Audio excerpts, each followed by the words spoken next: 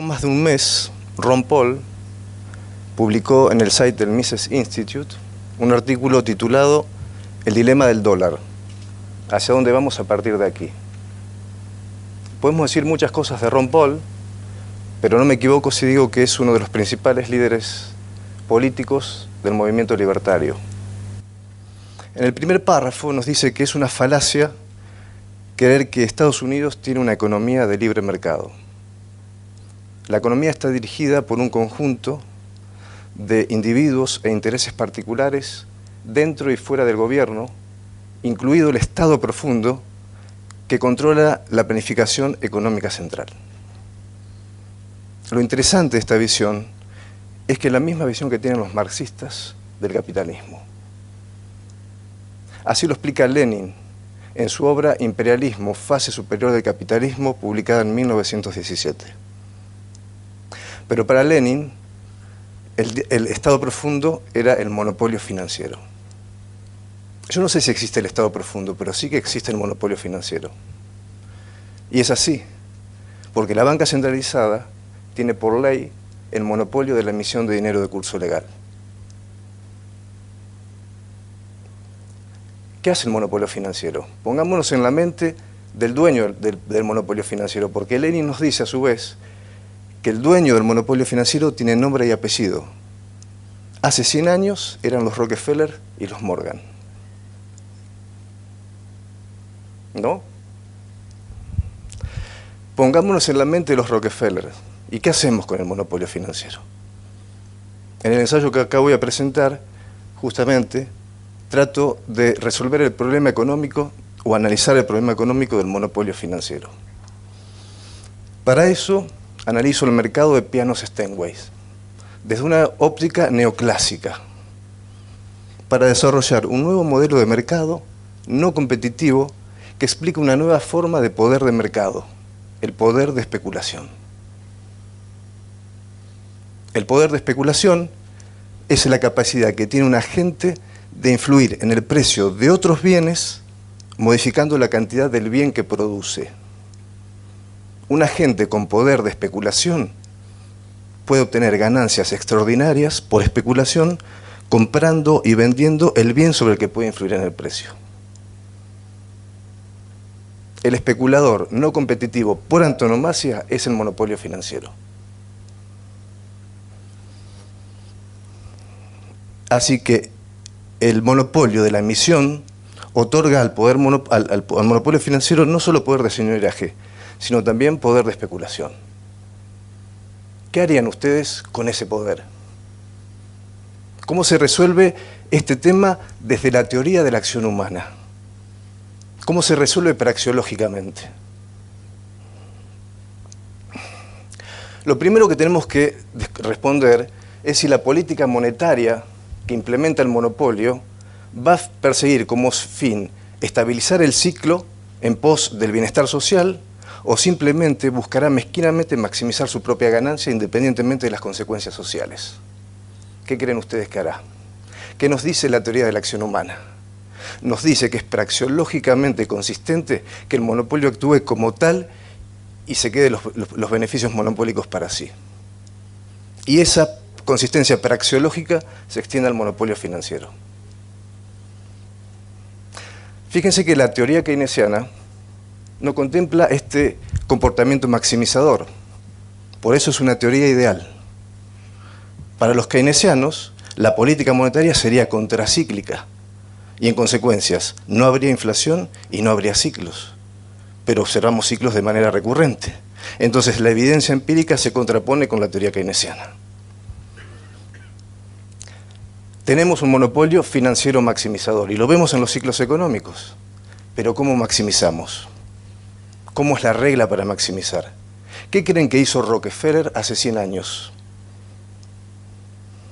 Rockefeller, hace 100 años, con su fundación, financió a los científicos de la era progresista, entre los que se destacaban Irving Fisher.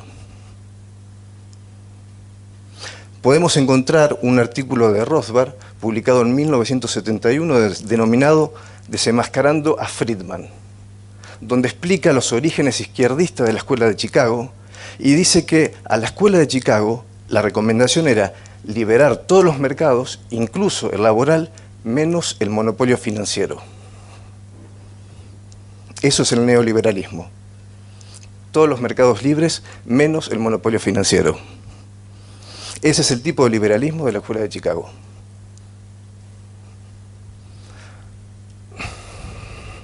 Además, dice que la Escuela de Chicago no buscaba un Estado menor, un Estado más pequeño, sino un Estado más eficiente. Un Estado que ejerza con eficiencia el poder monopólico. Si es así, la regla monetaria óptima que Friedman propone para estabilizar la economía, la podríamos reinterpretar como la tasa de emisión que maximiza el señoreaje intertemporalmente. Es decir, Friedman, con su regla monetaria, no buscaba estabilizar la economía, porque sabemos que cualquier tasa de inflación genera sobreinversión. Lo que Friedman buscaba era robar los ahorros con señoreaje, de manera óptima. Perdone.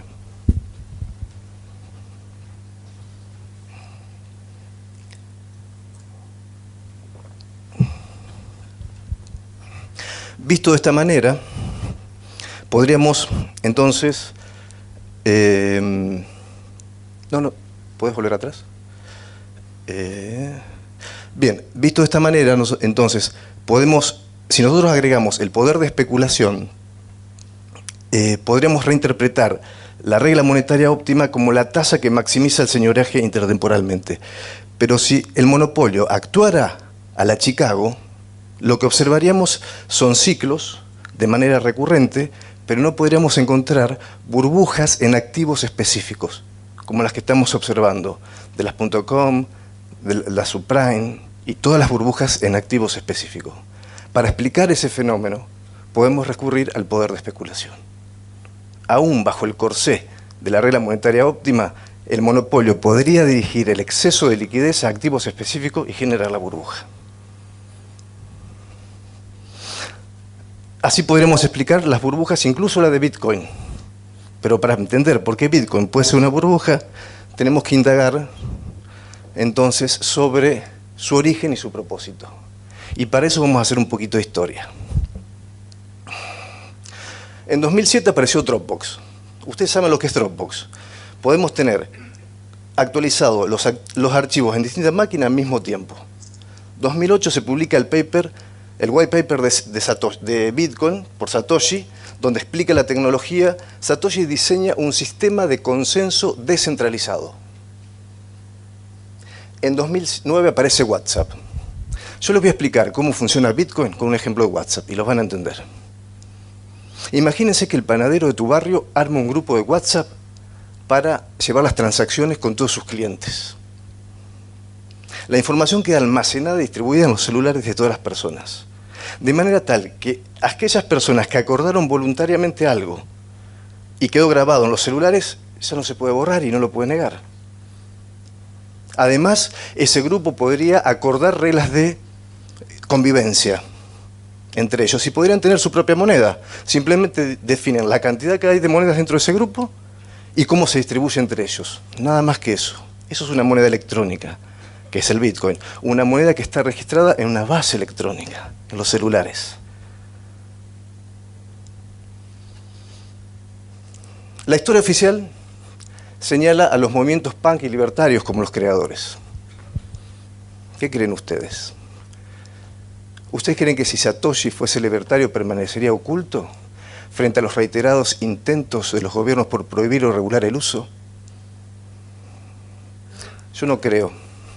Yo creo que si Satoshi fuese libertario, estaría explicando por qué Bitcoin no es una burbuja, cuáles son los fundamentos, cuáles son los beneficios de una moneda privada y por qué es injusto e ilegítimo prohibirlo. Lo veríamos a Satoshi en foros, tratando de formar un territorio virtual descentralizado, donde los gobiernos no tengan soberanía. ¿Lo pueden visualizar? Es un territorio sin fronteras, donde cualquier persona del mundo o cualquier organización pueda interactuar libremente, prescindiendo en la manera de lo posible de intermediarios. Eso logró Bitcoin. Porque a diferencia de un grupo de WhatsApp, que las transacciones son públicas y nadie va a querer que otra persona conozca sus gastos, Satoshi lo que logró hacer es que el sistema sea escalable y que sea anónimo e inmutable. Es una maravilla. La otra hipótesis es que el que creó el Bitcoin fue el gobierno de Estados Unidos. Y acá empieza la teoría conspirativa. ¿Por qué el gobierno de Estados Unidos va a querer destruir su propia moneda? ¿Verdad? El sistema monetario actual es patrón dólar. El resto de las monedas nacionales se referencian en el dólar. El país que tiene la moneda patrón puede financiar el déficit de cuenta corriente con emisión monetaria sin generar inflación en su territorio. Ese privilegio se sostiene con la fuerza bélica. Cualquier cambio en la fuerza bélica entre países o entre el grupo de países va a generar un cambio en la moneda patrón. Entonces, ¿por qué Estados Unidos va a destruir su moneda? En 2008, año en que se publicó el white paper de Bitcoin, la crisis de la subprime había evolucionado a una crisis financiera global. Las monedas nacionales se pusieron en duda y se empezó a cuestionar el patrón dólar. China y Rusia proponen crear una moneda supranacional que reemplace el dólar. Estados Unidos está en una encrucijada, porque Rusia y China no son Irak, y la fuerza bélica no es la solución. La solución era lanzar Bitcoin, una moneda privada, descentralizada, pero de desarrollo centralizado. De esta manera, Estados Unidos concentra parte de la oferta de Bitcoin y la controla. Y inicialmente tiene el control del nuevo sistema monetario y financiero.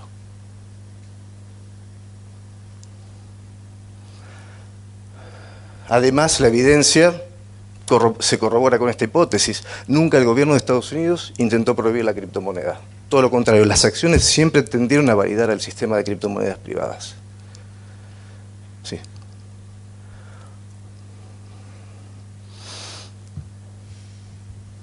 Si entendemos que a ningún gobierno le conviene una moneda privada descentralizada, podemos esperar que en algún momento el gobierno de Estados Unidos aplique nuevamente la estrategia problema-reacción-solución descrita por Timsit,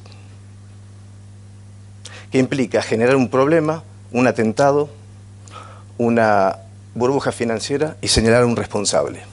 Luego, con el apoyo de los medios de comunicación, se difunde la noticia, generando en las personas incertidumbre e inseguridad que demandan al Estado mayor seguridad. Y entonces el gobierno logra implementar medidas que de otra manera hubiesen sido masivamente rechazadas. Para que Bitcoin sea un problema, el gobierno de Estados Unidos los tiene que inflar hasta niveles sin precedentes con dinero creado de la nada, porque tiene la moneda patrón. Y después relajar drásticamente la oferta, porque tiene concentrada parte de la oferta, hasta hacerlo estallar. Luego de la burbuja, luego del crash, los medios saldrán a decir que fue consecuencia de la falta de control y regulación, como hicieron con la crisis subprime. Y la gente va a demandar más control y más regulación. Y el sistema de criptomonedas privadas va a quedar bajo control del Estado.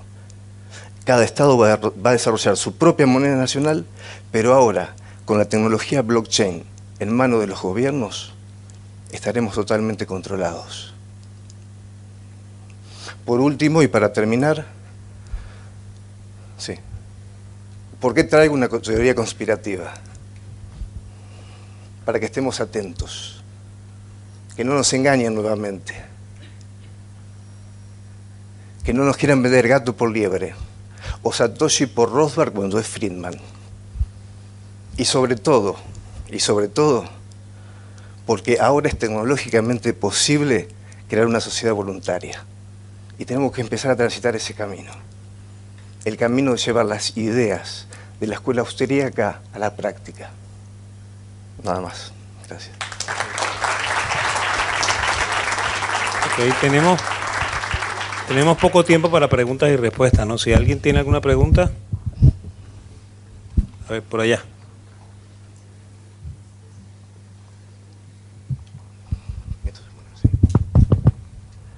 Hola, no quiero frustrar tu teoría conspirativa, pero la biografía de Huseman de Mises dice que la Fundación Rockefeller también apoyaba a Mises. ¿Qué puedes decir de eso? No, ¿qué importa eso? ¿Cuál es, qué ves vos ahí para atacar la teoría conspirativa? ¿Qué argumento inválido hay? No, pues desarrollar una hipótesis También con base a eso. puede haber financiado seguramente el terrorismo, o puede haber financiado a la Madre Teresa, pero también financió a Friedman. Y Friedman le dijo, ¿cómo hago para sacar el mayor jugo a la piedra filosofal? Porque la máquina de hacer dinero es la piedra filosofal, ¿no? ¿Cómo le saco mayor jugo a esto? La regla monetaria. Y le sacás el crecimiento económico con inflación y no haces tanto daño. Supongo que eso habrá pensado. Ok, una más por aquí y ya cerramos para irnos al refrigerio. ¿Sigo adelante? Ah, ok.